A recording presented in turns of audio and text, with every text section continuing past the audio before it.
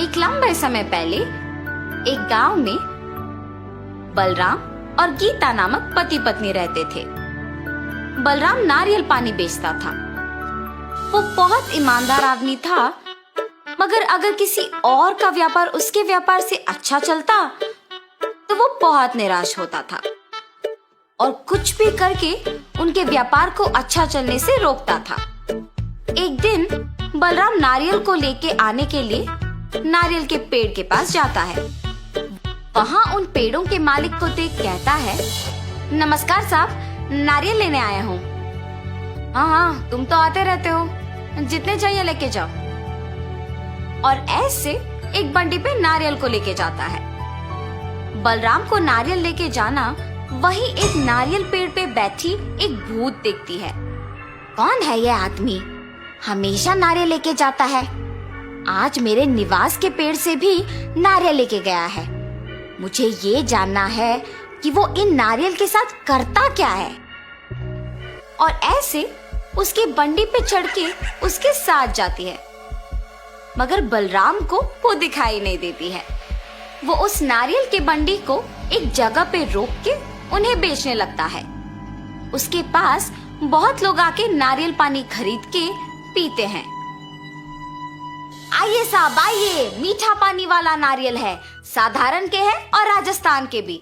साधारण वाले 20 रुपए के और राजस्थान वाले 30 रुपए के, और एक बोतल होगा 60 रुपए का।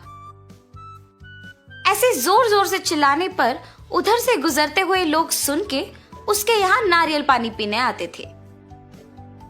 अरे बलराम, बड़े अच्छे नारियल दे रहे हो यार, पानी बहुत मीठा है, इसीलिए मैं हमेशा तुम्हारे ही पास आता हूँ नारियल पानी पीने। उस आदमी ने सच कहा है बलराम, मैं भी सिर्फ तुम्हारे पास आता हूँ नारियल पानी पीने। मैं बचपन से नारियल पानी का व्यापार कर रहा हूँ ना, इसीलिए मुझे अच्छे नारियल चुनना अच्छी तरह से आता है साहब। अच्छा, तो ये सबको नारियल पानी बेचता है, इसीलिए हमेशा नारियल लेके जाता है। इन सबकी बातें सुनकर मुझे भी नारियल पानी पीने का मन कर रहा है।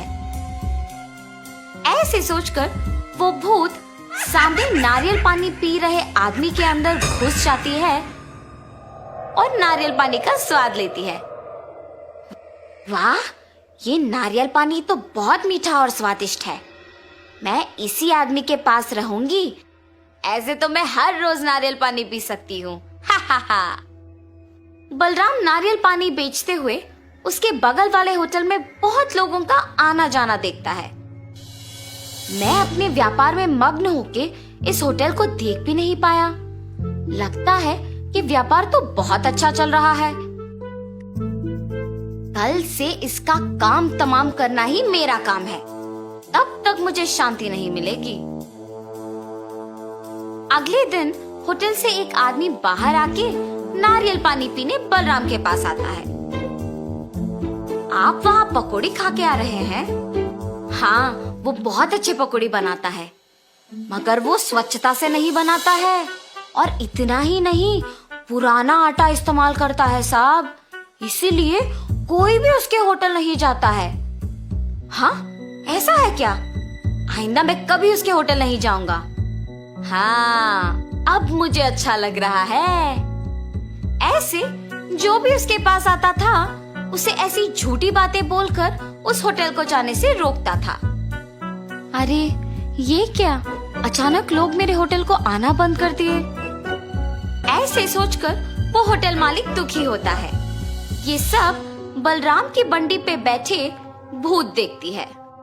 इस आदमी के वजह से उस होटल को कोई नहीं जा रहा है, और अब उस होटल का मालिक दुखी है।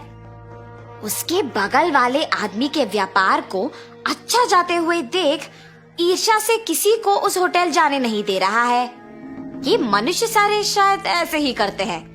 ये तो अच्छा हुआ कि मैं मनुष्य नहीं हूँ, लेकिन मुझे उसे उसकी गलती का एहसास दिलाना होगा। ऐसे सोच में पड़ जाती है। इतने में एक औरत नारियल पानी पीने वहाँ आती है। बाबू, एक नारियल दो मुझे। जी मैडम। और एक नारियल को काट के देता है, और वो औरत नारियल पानी पीती है। हाँ, हाँ, मैं अगर इस औरत में घुस जाऊंगी तो इस आदमी को सबक सिखा पाऊंगी। और ऐसे उस औरत में घुस जाती है। बाबू, नारियल पानी बहुत अच्छा है, एक और दो ना। जी मैडम। और ऐसे एक और नारियल देता है। ऐसे वो औरत एक के बाद एक नारियल का पानी पीते ही रहती है। आखिर में उस बंडी पे मौजूद सारे नारियल खत्म हो जाते हैं। क्या एक मनुष्य ही है? मेरे पास के सारे नारियल का पानी पी गई। मैडम, मेरे पास के सारे नारियल ना खत्म हो गए, अब आप पैसे दे दीजिए। लेकिन वो पैसे दिए बिना बस चुपचाप खड़े रहती है। मैडम, पैसे दिए बिना आप ऐसे खड़े क्यों हैं? पैसे दीजिए। और अचानक वो भूत में बदल जाती है। क्या मुझसे ही पैसे मांग रहे हो तुम? ऐसे जोर से कहती है। उस भूत के चेहरे पे घाव और आंखों को लाल होते देख बलराम बहुत डर जाता है। हाय भगवान, भूत! ये कह के बेहोश हो जाता है। ये देख वो भूत उस औरत से बाहर निकलती है। बलराम को बेहोश देख उस औरत को कुछ समझ नहीं आता और वो वहां से चले जाती है। कुछ समय बाद बलराम को होश आता है और जब वो उसके चारों ओर देखता है तो उसे कोई नजर नहीं आता है।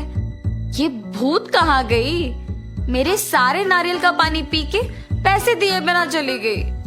वैसे मुझे तो खुश होना चाहिए कि वो सिर्फ मेरे नारियल का पानी पीकर मुझे कुछ नहीं की। मुझे तो कल से दुकान लगाने के लिए भी डर लग रहा है। ऐसे सोचते हुए अगले दिन डरते हुए दुकान लगाता है। लगता है इसे कल का सबक काफी नहीं था। मुझे इसे कल से दुकान लगाने से ही रोकना होगा।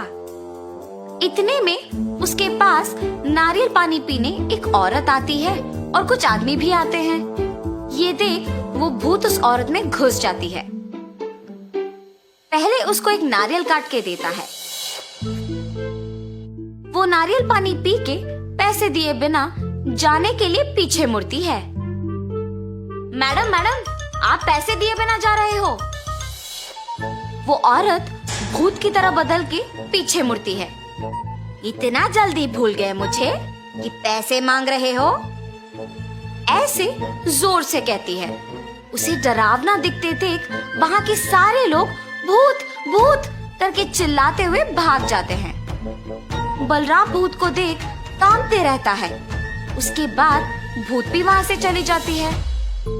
कुछ देर बाद बलराम वापस होश में आता है। आज भी वो भूत आई है। मेरे साथ और भी लोग उस भूत को देख भाग गए। कल से कोई भी मेरे पास नारियल पानी पीने नहीं आएगा। ऐसे सोचकर तब से नारियल पानी बेचने के लिए डर के घर पे ही रहता है। कुछ दिन बाद उसके बगल वाले होटल का मालिक बलराम का ना आना देख सभी की बातें सुनकर उसके घर जाता है। बलराम, बलराम, तुम यहाँ क्यों आए? मुझे पता है कि तुम्हारे साथ क्या हुआ। तुम निडर कल से आके वापस अपना दुकान लगाओ। तुम बहुत अच्छे हो।